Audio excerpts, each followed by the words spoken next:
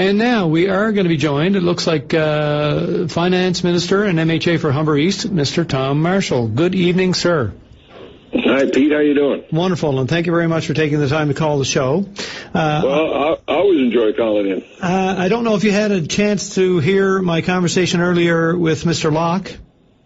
I didn't, but, Wade and I talk from time to time, and I can probably guess what he told you, so I'll be happy to... Yeah, well, we talked about a couple of things. First of all, his comment about the deficit and where it's looking like certainly it's going to be more than was projected because of the cost of oil or the price of oil that we've seen over the last months. And I guess, a couple of things came up. Number one, I guess, how do we end up so off on the projection of the price of oil? And generally, I mean, you would err on the side of caution and go a little bit below what you perhaps be at the end. And what does that mean for, for instance, for the negotiations ongoing now with the public servants and other programs, I suppose, because clearly a $500 million or more deficit this year is going to have an impact on lots of things, including next year's budget. Yeah, well, first of all, as you said, it's a projection. When we do the budget, we're projecting, we're doing a forecast of what the future is going to be. And we not only do it for the next 12 months, but we also say, all right, we're going to do it for 24 months and then for 36 months. And the further out you go, the less reliable your projections are going to be. But it is a forecast, it is a projection, and I can't predict the future, and no one can. And so what we do is that we go to the best people we know of, and we get the best information we can, the best information that's available at the time the budget is prepared, in order to prepare a forecast. As you know, there's a number of factors that come into play. In forecasting revenues and that make the forecasting extremely difficult. There's a biblical saying, man plans and God laughs. So we all know how tough it is to predict the future. Sure. Is there an effort though generally when you get your best numbers to err on the side of caution, to scale it back a little bit so that at least if your projections are off, then chances are they're off in a positive way that you end up with a surplus as opposed to a deficit? Well, we always exercise prudence, but again, sometimes, there are things you don't foresee. I've done this this is the fifth year I've done this, and for the first 4 years, we were under what the actual results were. And of course, people criticized me then for not hitting the target, not being, absolutely accurate. And this year, based on the year to date and based on present forecasts, because, our forecasts get updated all the time, it looks like, as Dr. Locke pointed out, that we could be looking at a deficit. Well, at budget time, we forecast a deficit of about $259 million, and that could increase by, as much as another $300 million. Right. We've got October, November, January, February, March, so we've still got 5 months to go. But the world economy is slow. It's tepid. It's uncertain. Europe is in recession. The U.S. is not creating many jobs. Americans are not working. They can't buy our products. And Asia, Japan, China is slowing down. I mean, it's still growing, and it's a large economy, but it's for the oil, and that will, affect the price. But of course, it's important to emphasize that it's not just price. Our oil royalties, which make up 30% of our revenues, it's based on oil prices, but it's also based on the value of our dollar versus the U.S. dollar. And it's based on production. So for production, we go to the CNLPB and we ask them, what production is going to be. And they tell us that number. And of course, that can change. The oil companies are out there in a very, very severe environment, and it can change very quickly what production. I think one year they were 18 million barrels more than was projected, and I thought that was quite high, and I asked Max Rulock and his team to come in, which they were very kind to do, and they came in and they showed me how the production numbers can change so quickly. So that's volatile. The Canadian dollar, we rely on what the Canadian government's prediction of what the dollar is going to be, because if our dollar is higher, we get less money. And the way to follow that is that if our dollar is trading at, say, 50 cents of the U.S. dollar, we get our revenues in the U.S. dollars. So when we get that U.S. dollar, we have to switch it into Canadian dollars in order to pay our bills. So if our dollar is 50 cents compared to the U.S. dollar, we get a U.S. dollar, we get 2 Canadian, right? Yeah. But if our dollar goes to par, well, then we take a U.S. dollar, we only get 1 Canadian. So when our dollar is higher, we do less well. Sure. And the third thing, of course, is price. And, oil prices are extremely volatile. Yeah. They're all over the place. Just a couple of weeks ago, they were pushing $119, and now they've fallen back. I think they're $108 today. And that's Brent. I'm talking about Brent, not the one the Americans use, West Texas Intermediate. Yeah.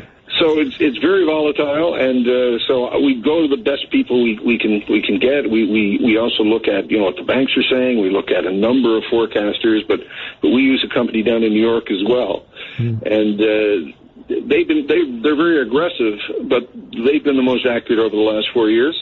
And so 4 years they were on one side. This year we're on the other. We're on the wrong side. There's 5 months to go, but I'm not anticipating much of a change.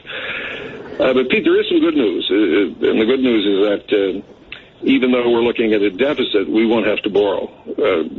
Because we've had surpluses in the past, we've managed to accumulate liquidity, and recognizing that it could go the wrong way, we held some cash so that this year, if it turns out to be a deficit, we have the cash to pay the bills without having to go and borrow any money. And this is cash in addition to what? For operational purposes since 2004, and that's quite remarkable. So, and this is cash into things like Muskrat Falls, et cetera. Well, this is cash. That cash will be used we can use some of that cash to deal with the deficit this year. Yeah. Again, you know that over the last number of years we paid down debt by over $4 billion. Yeah. And we had surpluses, 6 surpluses, over $5.1 billion in surpluses. But we also kept some cash because we knew, you can't run a surplus. We knew we weren't going to run a surplus every year. Some years things don't work out, and this year the price of oil was less than we anticipated, at least so far. And but we have cash to pay it, so we don't have to go and borrow, which previous governments had to do. Right. So that is good news. But Muskrat Falls. Now Muskrat Falls will be a project which will pay for itself in the sense of the debt that you take out. Muskrat Falls will make a profit. That money will come in. It'll cover its operating costs. It'll cover the boring that Nalcor will do. Then the money will come. There will be a dividend paid to the provincial government, which will pay down any money the provincial government has. But all that's coming from ratepayers, right? Yeah, I know, but it's if you did another project, ratepayers would be paying even more. That's how every project, every energy project, every hydro project, they all operate the same way. Except, and I know this is a sort of precarious time for me to get to this, and actually what I really should probably do, if you can, is take a break and then come back and maybe just spend a couple of minutes on this, because I did want to ask you something about this other point that we brought up, Dr. Locke and I.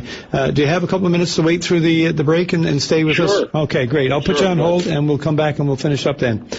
Great. Thank you very much. Great for the minister to hang on for us. I don't think I have him. Now I do. Now I have him on hold. Okay, we'll be back as soon as we can from this break to finish up that discussion. And we're back, and Minister Marshall, great. Appreciate you staying with us. Now, I haven't made Marjorie mad at me yet, so I hope I don't do it here. Now, here's the thing.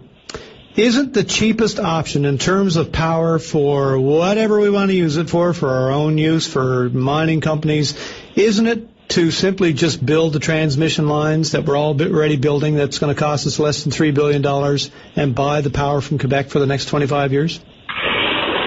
Wow. I'm going to have to defer that to Minister Kennedy.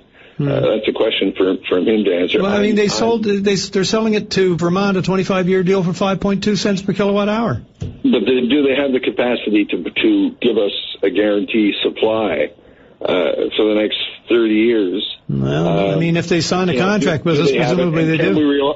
Can we rely on them? I mean, do they have the? I mean, they're selling it all over the place. Do they have the capacity to provide it to us? Well, they can't sell what they can't project they're going to have. And if they signed a 25-year deal for a guaranteed amount to Vermont for that period of time, presumably they can sell us a certain amount. They can guarantee a certain amount for a period of time.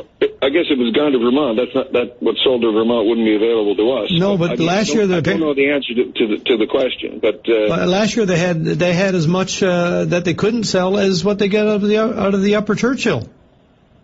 They had 5,000 megawatts they couldn't sell apparently. Well, again, I'll have to refer that one to Minister Kennedy, who's the lead on this file. Mm-hmm. But there's another thing. I mean, we also have to have reliable supply, mm-hmm. and we have to be able to trust the people we're dealing with, mm-hmm. To provide it to us. Mm-hmm. I mean, the thought that we would, we'd be selling power to Hydro-Quebec for what, 2 cents?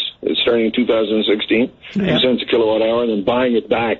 Oh, a hard pill to swallow, no question about it. Oh, yeah. I mean, I was reading Brian Peckford's book last night, where reading what he had to say about his dealings with Quebec after he became premier, and how, and his words were, we were held hostage to Quebec. And if we were now to buy power from Quebec, I mean, that would just be increasing the ransom. Well, no question. Like I say, a hard pill to swallow. I think I'd rather freeze. Yeah, well, I don't know. I think I'd rather pay 5.2 cents if we've got a solid contract. Now, they outdid us on the last one, no question about it. They're laughing all the way to the bank and have for a long time and will for some time to come. But if it's the difference between me paying 17, 18, 20 cents per kilowatt hour instead of 5.2, then you know something. I don't think I'll bite off my nose to spite my face just to say that we did you one, Quebec, by paying the load more than we necessarily had to. Well, I tell you, the people in New Brunswick didn't take that view, and I'm not so sure. What's the price? What would they charge? Well, let's find out. Yeah, we could. You can get Minister Kennedy on, and you can discuss that one with him. To spend $3 billion instead of eight or whatever it's going to be, 8, 10. And here's the other question before I let you go, and we do have to move on. But does the money that's spent to date on Muskrat Falls is that already included in these DG3 numbers, or does that get added to whatever that number becomes? Well, it would all be part of the total project cost. Right. So the 6.2 right now, does that include the money spent to date, that when it was projected to be 6.2 plus whatever financing, up to 7.3 with financing? 7.3? Well, yeah, because it said it was 6.2, but then when they figured into financing, I remember them saying at the time, and it was generally agreed that it was really more like 7.3. Yeah.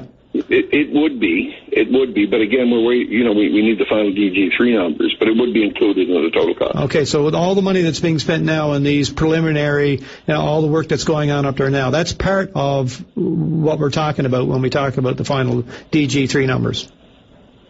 That's right. Okay. We would, just getting back, we have to be self-sufficient in our energy. And that's why, like the isolated island, the money's all going out is going to be paid for oil, and there's not going to be much. There wouldn't be much, to see for it at the end of the day. Mm-hmm. With Muskrat or Gull, if we could get through Quebec, at least when it's done, we have something that's going to continue to shoot out power.